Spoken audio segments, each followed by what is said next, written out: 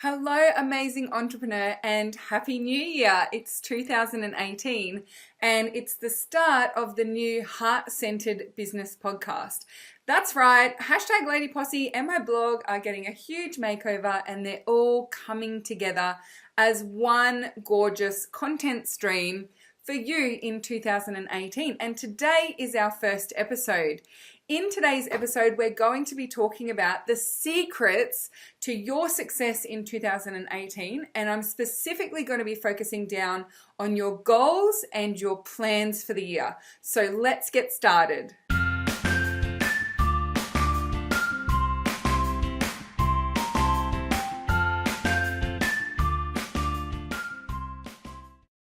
So just before we begin in today's episode, I want to explain some of the changes that are happening with the free content that I share as part of my business. So you may be a regular listener to hashtag ladyposse, which was my podcast up until the end of 2017, or you might have watched my video blogs, or you might have followed me on Facebook. The great news for 2018 is that I'm actually now creating a streamlined approach to delivering this amazing heart-centered business advice and strategy to you from 2018. So from now on, every single episode of the podcast is also available as a video on YouTube. And you can also read the written transcript over on my blog as well. And the beautiful thing is, if you go to tashcorbin.com/blog, you'll actually be able to find all three different media options available to you for every single post. So you'll be able to listen to it as a podcast on iTunes, listen to it as a podcast on my website, just for audio only.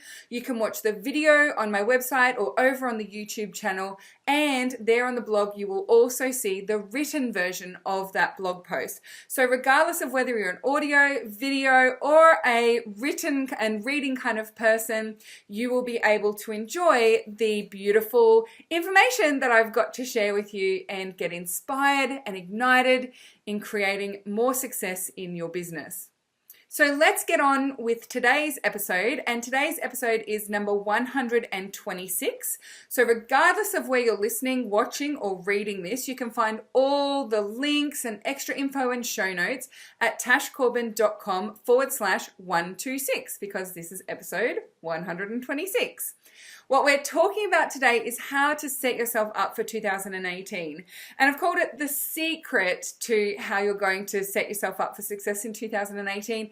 But you'll have heard me say, if you've followed me for 5 minutes, that there actually isn't any secret to success, particularly when it comes to the online business world.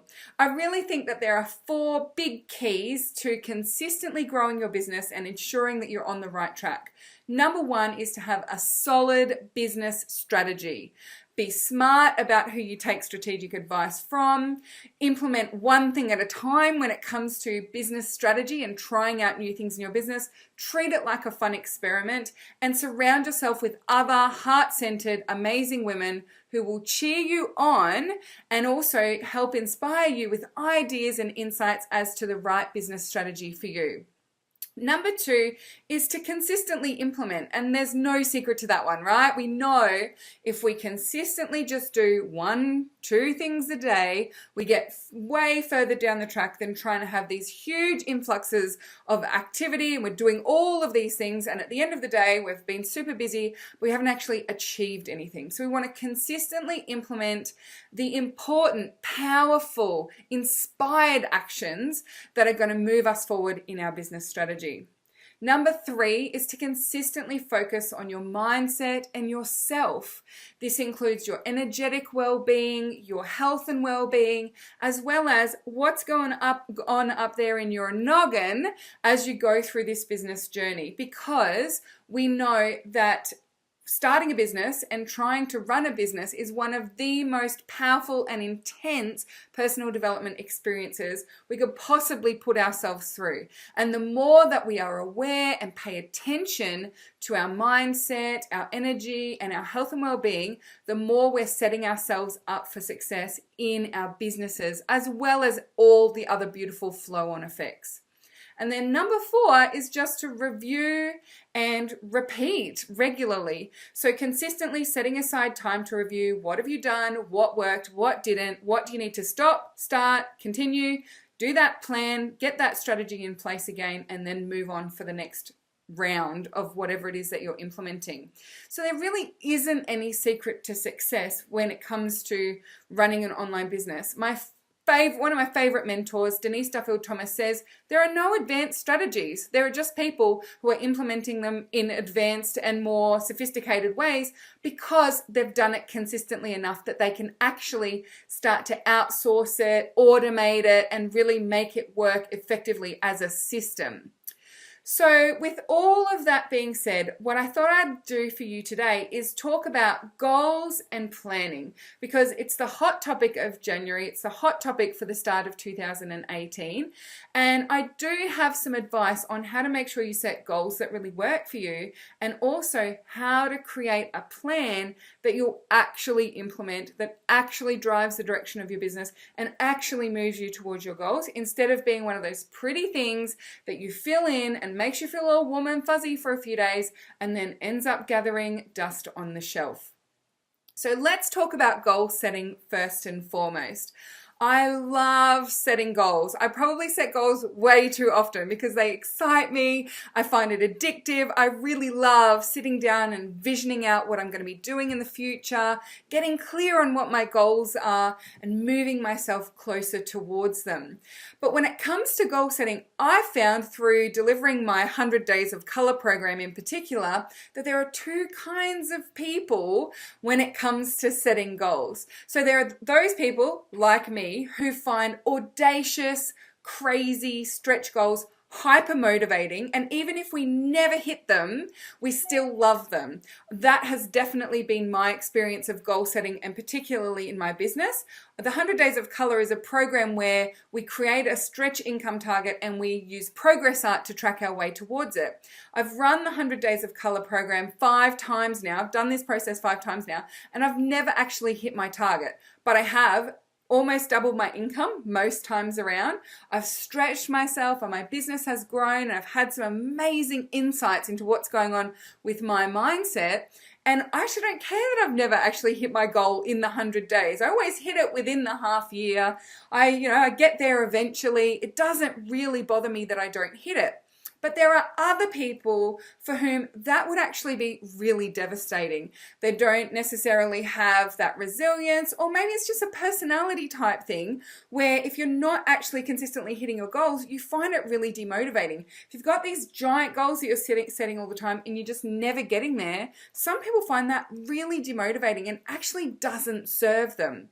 So what I say is, find out what really works for you. And the only way you can do that is by trying. Set an experiment up. Set yourself a beautiful, big, audacious goal and see how you feel once you get to the end of that. You might make it and surprise yourself, or you might not make it, and you can really pay attention to what's going on with your thoughts.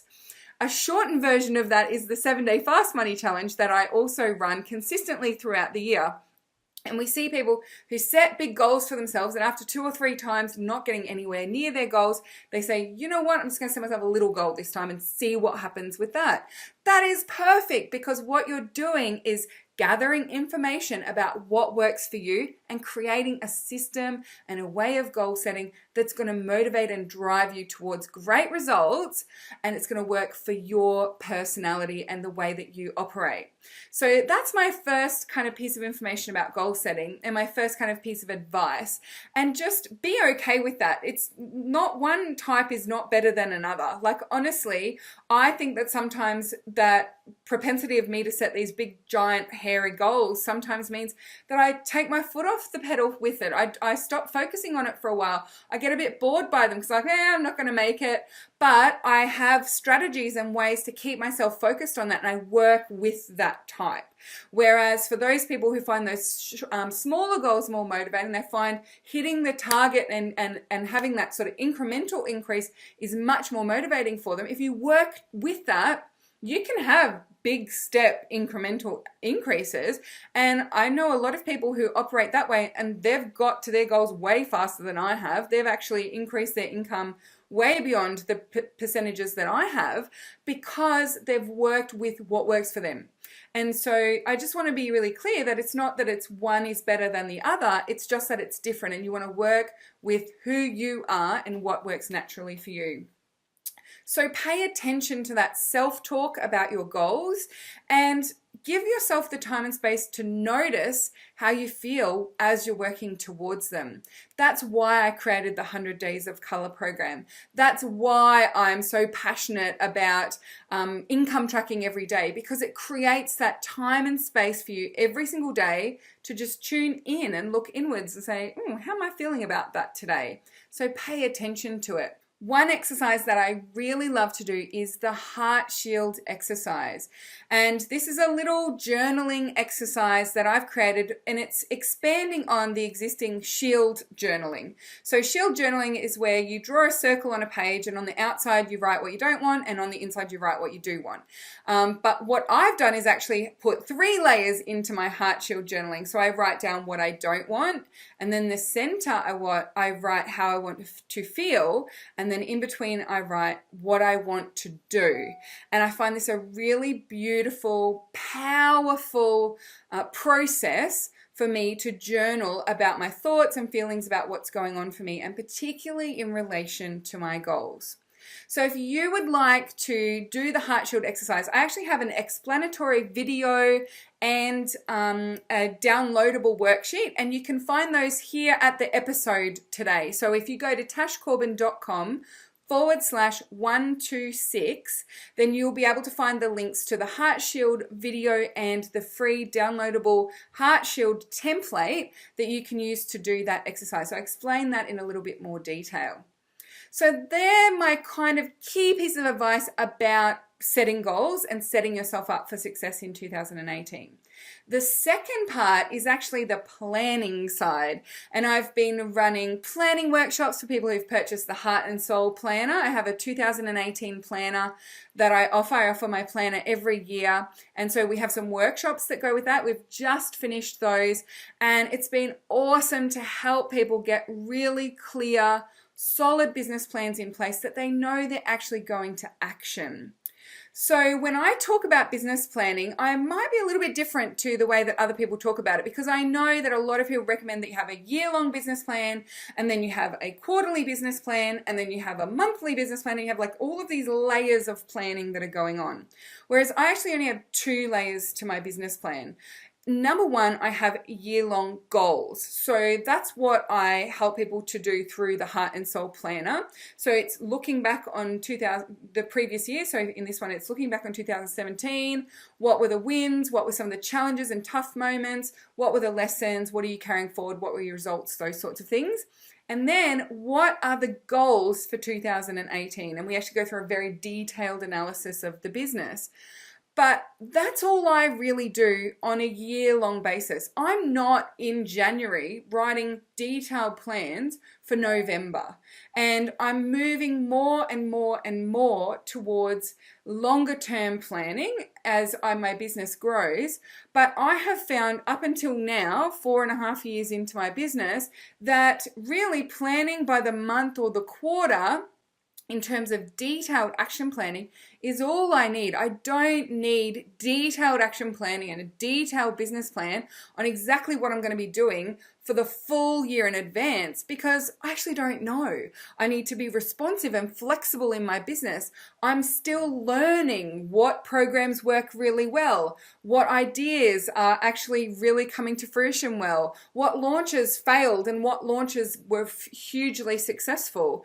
And so I want to maintain some of that responsiveness in my business so that I continue to grow and learn and shift and adapt to all of the new information that comes to light as I start to implement things.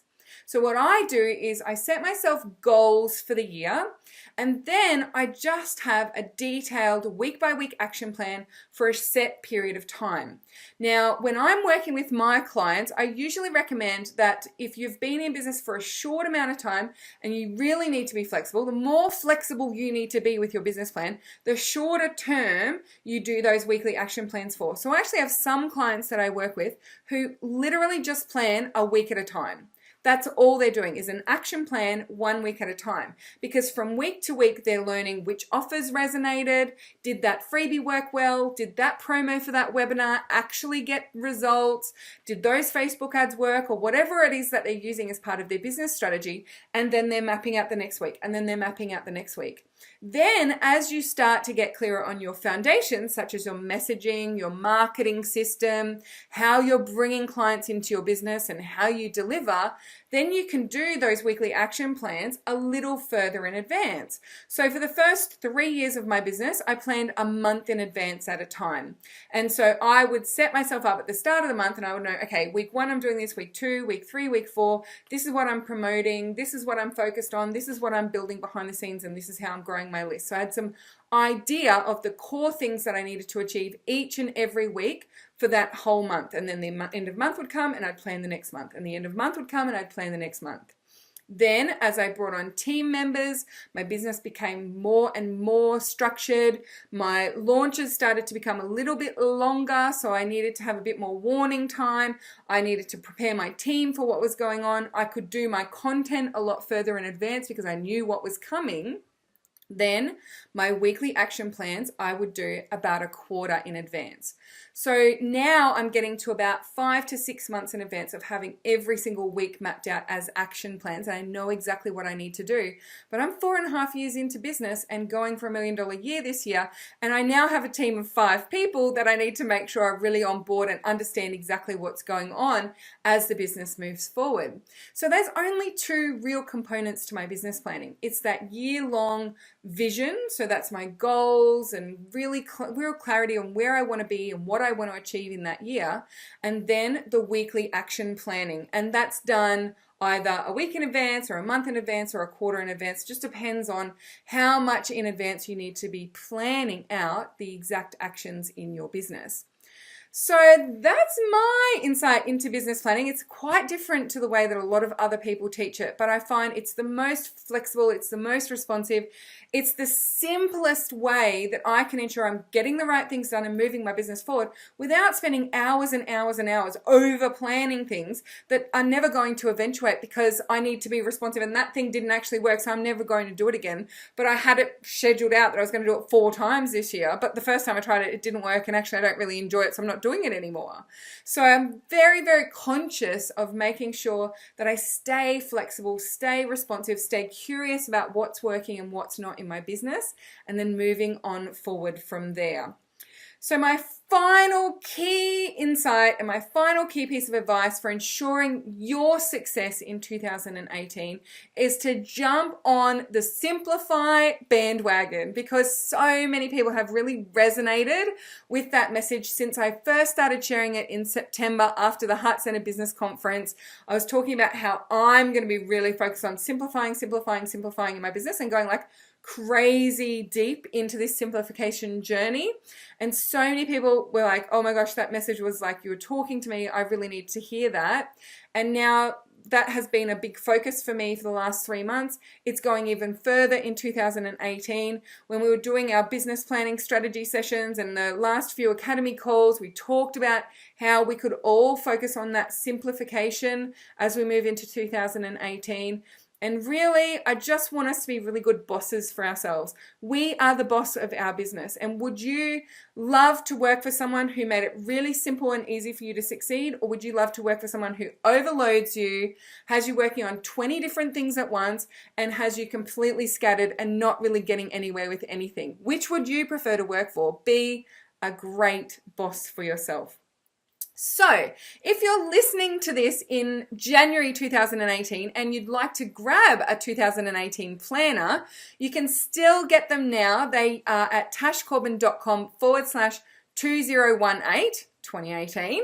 So you can go to tashcorbin.com/2018 and grab your copy of the Heart and Soul Planner for Entrepreneurs. It's $29 for the digital version and $49 for the print version, if there are any left. I'm not sure how many are going to be left by the time this is published.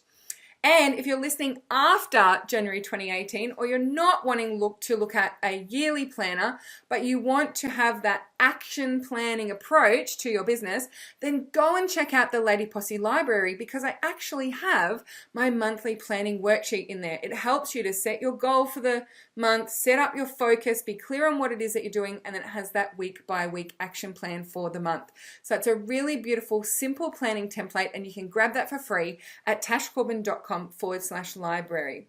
Now, as I said at the start of the show, all the links and extra information are available with the show notes at tashcorbin.com/126. So if you don't remember any of those links, just remember this one, tashcorbin.com/126, and you'll find all of the information there.